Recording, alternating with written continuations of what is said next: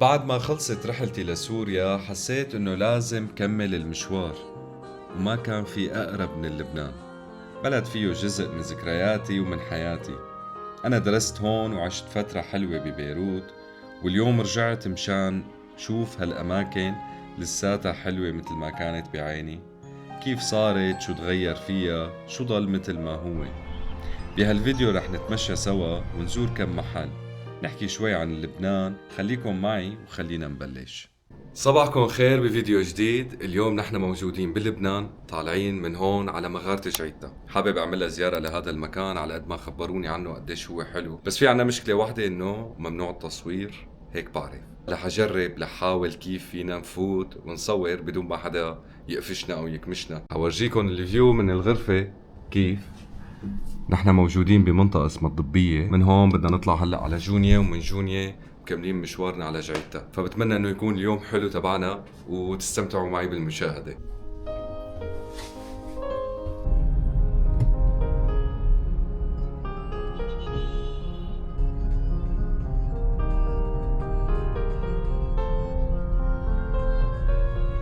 صار لي فترة مبعد عن العجقة اللي هي موجودة باسطنبول، بس تقولوا هي لحقتني. مو طبيعي، صارنا ربع ساعة واقفين ناطرين بس هالدور هيك لنلف على اليسار. حظي انا بالعجقة مو طبيعي عن جد.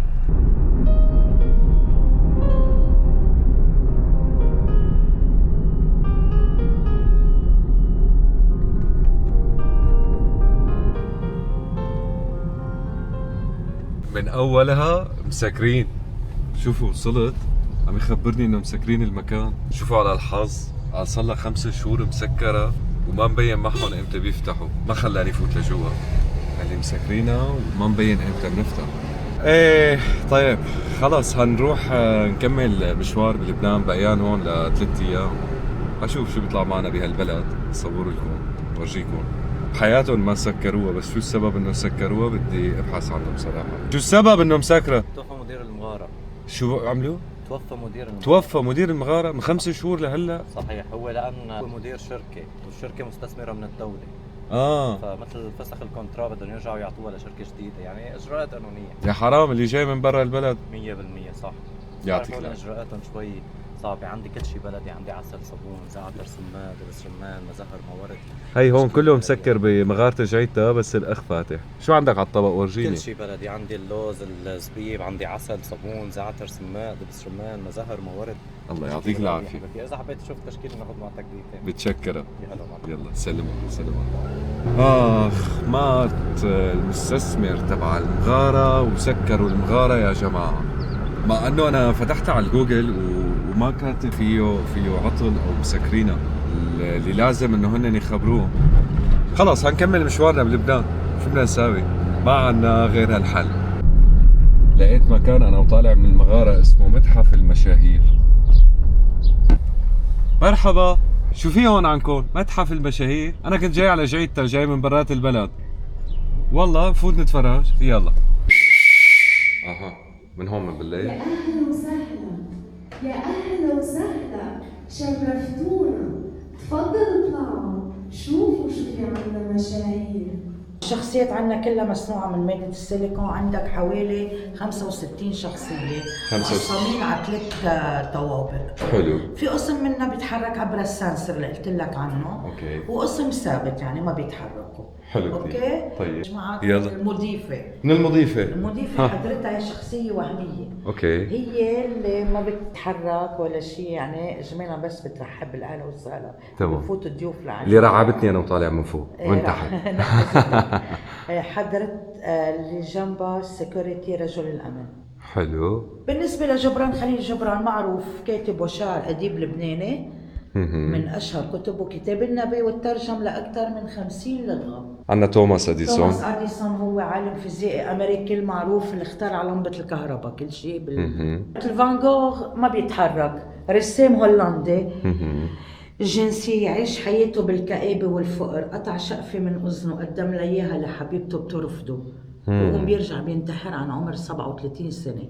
ومن بعد ما توفى العالم اشترت لوحاته بالملايين، يعني مين استفاد للأسف؟ قرايبينه، لأنه هو عايش فقير ومات فقير. هيدي أم كلثوم بتغني. أم كلثوم. نعم باردون شوي. طيب المكان حلو كتير. انت بتعرفي انه انا كنت رايح على مغارة جعيتها ولقيتها مسكرة، شفت هيك على مكتوب؟ فكرة بس بين مغارة جغيتها ما بيخلوك تفوت تصور. جمال عبد الناصر وحسني مبارك رؤساء مصر. عنا الفنانة صباح صبوحة. خليك دقيقة معي بس بلا بلقبوها بالشحرورة واسمها الحقيقي جانيت فغالي. شو اسمها الحقيقي؟ جانيت فغالي. جانيت فغالي. نعم. شيراك ونيكولاس ساركوزي رؤساء فرنسا. السابقين أكيد. وتوني بلير رئيس الوزراء البريطاني السابق. هذا اشتغل لحاله. أينشتاين أذكى رجل بالعالم وصاحب النظرية النسبية، ما كان يهتم بشكله الخارجي، وكان يستعمل البسكليت وسيلة للتنقل، بيعتبر هي بتزيد له نمو ذكائه. فاتيكان جون بول تو، إذا سامع فيه كان البابا بروما، متوفي هلا هو. بطرك بشار الراعي رئيس طائفة المارونية بلبنان، والبطرك اسفل. ما سألتك عن اسمه. خالد. ايه تعيش يا خالد. الفنان وديع الصوفي اسمه الحقيقي وديع فرانسيس، من بلدة نيحة الشوف. من بلدة؟ نيحة الشوف. وين هاي؟ هي بالشوف. بالشوف. نعم. طلع الأمير السعودي ومعه الجنسية اللبنانية، لأن أمه الحقيقية لبنانية. الوليد بن طلال معه جنسية لبنانية لأنه أمه والدته لبنانية. تمام. الملا مصطفى البرزاني الأب الروحي للأمة الكردية بشمال العراق، إلى جنبه الرئيس فيدل كاسترو رئيس الكوبا من محبي لعبة الشطرنج والسيجار الكوبي. ملوك الأردن والملك حسين، ملك حسين والملك عبد الله. ملوك الأردن، الملك عبد الله كان بعمر الشباب هون، أصغر من هلا. ننتقل هلا لياسر عرفات رئيس فلسطين سابقا. وملوك المملكة العربية السعودية الملك عبد الله والملك فهد. حلو. رفيق الحريري استشهد سنة 2005 بانفجار عظيم. هو كان رئيس الحكومة سابقا، مات سنة 2005. رئيس مجلس النواب وما زال هو رئيس نبيه بري. الوزير مروان حميدي وزير الإعلام السابق عندنا كان بالبرلمان، بلقبوه بالشهيد الحي لأن جربوا يختالوه ما مات كذا مرة، يعني مشان هيك بيقولوا له الشهيد الحي. أمين جميل اجى سنة 82 رئيس لجمهورية لبنان، عينوه من بعد ما قتلوا أخوه بشير. بشير اجى قبل منه، كان عمره 32 سنة هالسنة 82، اجى أصغر رئيس، قعد بالحكم 21 يوم ورجعوا اختلوه مات، ما كمل عهده. كل شي رؤساء مرت على الدول العربية عم نتعرف عليها هون. عاملين. انتم من ايمتى فاتحين هذا المركز؟ له 25 سنة. 25 سنة؟ نعم. شيخ زايد لمؤسس دولة الإمارات العربية دبي وأبو ظبي. إلى جنبه شيخ جابر أمير دولة الكويت. أول شيء فنانة ماجدة الرومي، فنانة لبنانية معروفة. نعم. كلينتون انعملت له شخصية ثانية هون، كان واقف عم يذكر علاقته مع سكرتيرته الخاصة مونيكا. بوتين روسيا، ترامب أمريكا، وجورج بوش أمريكا. هول رؤساء أمريكا السابقين. عملت شخصية ثانية للرئيس رفيق الحريري، من بعد ما توفى زارتنا عائلته وقدمت لنا لباسه وحذائه الحقيقيين، يعني بدلته سمياء حريري اللي هو كان يلبسها. نعم. إلى جنبه صديقه الأمير السعودي السلطان عبد العزيز. هلا هن بالطول الحقيقي نعم. روبرت هيوتس أسمن وأضخم رجل بأثناءه، وصل وزنه لل 484 عن عمر 32 سنة وتوفى بسبب تضخم بالقلب. وأول ما توفى اضطرت عائلته تقص السقف يرفعوه بالرافعة. وصل وزنه ل 406 كيلو. ايه هيدا كان عمره 6 سنين ب 92، ورجع بس صار عمره 25 سنة وصل لل 406. ل 32 وصل لل 484 ومات. شوفوا الحجم بيني وبينه. أقصر رجل بالعالم محمد غول هندي الجنسية، كان طوله 57 سنتيمتر. 57. نعم. هو برجلين ولا؟ لا له رجلين أكيد، بس طوله 57. 57. نعم. مع إجريه ومع كل شيء. أنا في شخصية شايفها هون مقابلي. روبرت وادلو بريطاني الجنسية، كان بأثناء وصلت له للمترين و72 ورقم حذائه 65. أسد حنا سليمان. أسد حنا سليمان كان أكبر معمر لبناني أستاذ، عيش لعمر 125 سنة. كان نباتي، ما كان ياكل لحمة ولا يشرب كحول، كان رجل كريم وخواجه مثل حضرتك بلقبوه. ربي يسلمك. شخصية وهمية من فولكلور اللبناني اللي انعملت من أول ما السيليكون. هيدا نحن فولكلورنا، طربوش والشروال. هيدا الزي القديم كانوا يلبسوه. هيدي الشخصية من وراها المنانة الأعشاب من العالم وحبتها، من وراها عملوا بقية الشخصيات من 25 سنة لتبقى تزورنا هالوجوه الطيبة. يسلمك.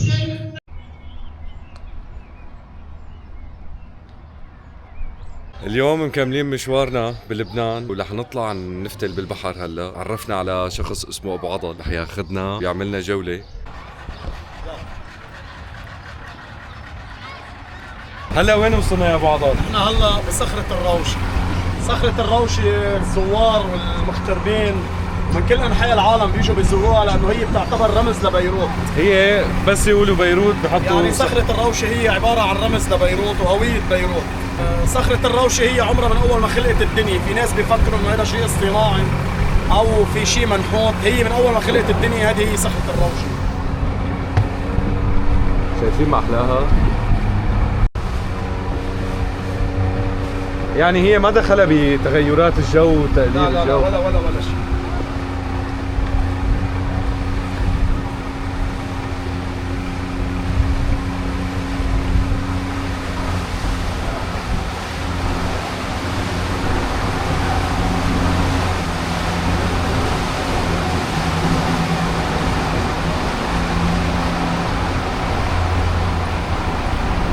بدي اسالك سؤال، انا سمعت عن هي الحكايه من قبل. بيروت هي تعمرت من جديد يعني بالتسعينات؟ لا بيروت قديمة كثير. قديمه؟ بيروت هن بيقولوا انه صار زلازل، فهيدي كانت موصولة بهداك الصخر، صار تشققات لحتى بينت هيك. بس نحن الجيل وجيل اللي قبلنا واللي قبلنا بيعرف انه صخرة الروشة هيك منظرها، ما حدا شاف انه صخور ملزوقة بصخور. يعني اليوم جدك وقت بيخبرك بيقول لك من 200 سنه نحن بنعرفها. يحكوا هن نفس الشيء. صخرة الروشة بيطلعوا لها من هون، بندل العالم كلها من وين بيطلعوا لها. اكيد هي ما لها درج بس هي لها طريق هيك شوي. وين حيوصل بوس الثورة من هون بيطلعوا على صخرة الروشة. صخرة الروشة اكيد اذا انسان ما معود يطلع عليها صعب عليه يعني. من هون ببلشوا يطلعوا وين بوس الثورة. ايه وصل لهون، من هون بينطلعوا على صخرة الروشة. شايفين في حبل فوق؟ موجود حبل، هي اصعب نقطة من مرحلة الحبل وطلوع. صخرة الروشة ارتفاعها تقريبا بال 41 متر. بيطلعوا بيزتوا حالهم من فوق. انا شفت في ناس بيطلعوا بشكوا ما بيزتوا حالهم. يعني بشكوا اللي بده ينط من برا، اللي بده ينط عنا من فوق بنط لميلة برا لهديك الجهة، واللي بده ينط على نصها بنط من نصها من هون. بتكون غميقة أكثر. المي قليل برا، المي غميق. هلا حننطلق على مغارة الفقمة بنسميها، مغارة مطعم الطيبو يعني، هلا بنمرق عليها. كمان مغارة عمرها آلاف السنين، حلوة كتير، شبيهة لمغارة شعيدتا هي.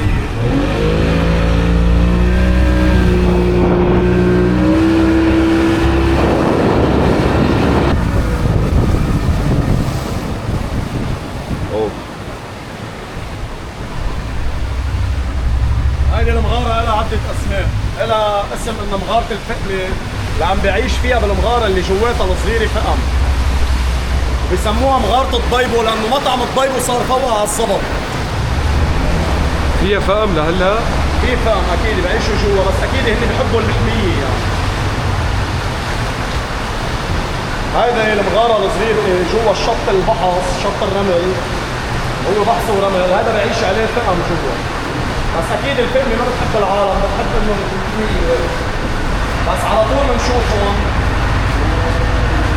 هلا طلعنا من المغارة تبع الفقمة، وين رايحين؟ هلا حنروح على مغارة السبورتينج. هيدي مشهورة بهذا الاسم لأنه مسبح السبورتينج حتى هي بسموها مغارة السبورتينج ومغارة الوطويط، بيعيش فيها وطويط كثير لأنه. هلا حنفوت نشوف الوطويط، وهيدا مسبح السبورتينج اللي هو صار حد مسبح السبورتينج. أكيد البسينات تبعوا السبورتينج فوق، بس إن العالم بحبوا ينزلوا على البحر يسبحوا كمان.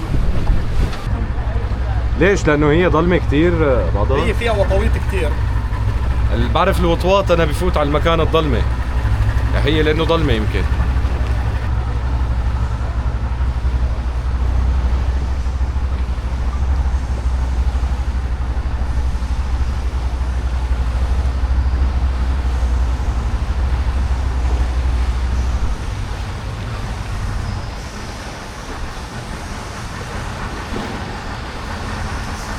هذا صوت الوطويط. هلا بتساعد فوق اذا بتصور لفوق. وين البقعه البيضاء اللي بالوش فوق على اليمين، وجه على الشمال كله وطويط هون السور. جوا طلع لفوق. ايه هاي البقعه على اليمين وبيضاء، هاي البقعه السور كله وطويط هون.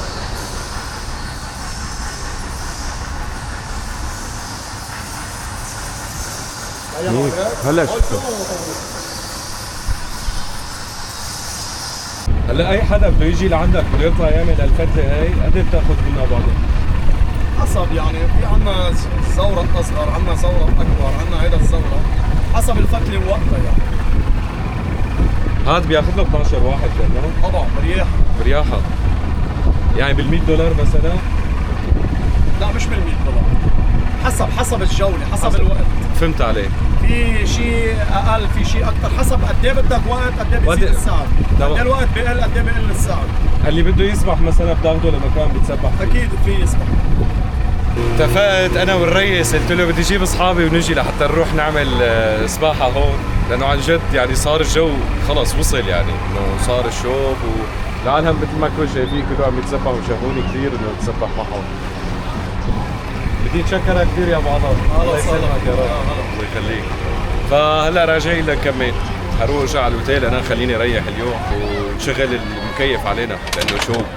بعد ما خلصنا من البحر رحت ريحت شوي وجعت. انا طيارتي بقيالها كثير، لسه لبكره بدنا ننام اليوم. ففي مطعم انا ب 2012 زرته اسمه بربر بيعمل شاورما. اول ما وصلت عامل حسابي انه انا بدي اجي اكل من عنده هالسندويشه هي تبع الشاورما، كثير طيبه، وصار لي اكل 2 وهي الثالثه. بس تحالي بدي اورجيكم انه هذا المحل اذا بيوم من الايام زرتوا بيروت زوروا، اسمه بربر، عن جد نصيحة. لهون الفيديو تبعنا بيكون خلص، بتمنى يكون عجبكم. اكتبوا لي بالكومنتس شو بتحبوا الفيديو المرة الجاية يكون عن شو. بتمنى منكم تعملوا لايك وسبسكرايب وشير، ولا تنسوا بالكومنتس خبروني شو اكثر شيء عجبكم. بدي اتشكر من هون اهل لبنان كلهم على الضيافة الحلوة، هن اشقاء لنا وجيراننا من زمان، فبدي اتشكرهم من كل قلبي. بشوفكم على خير.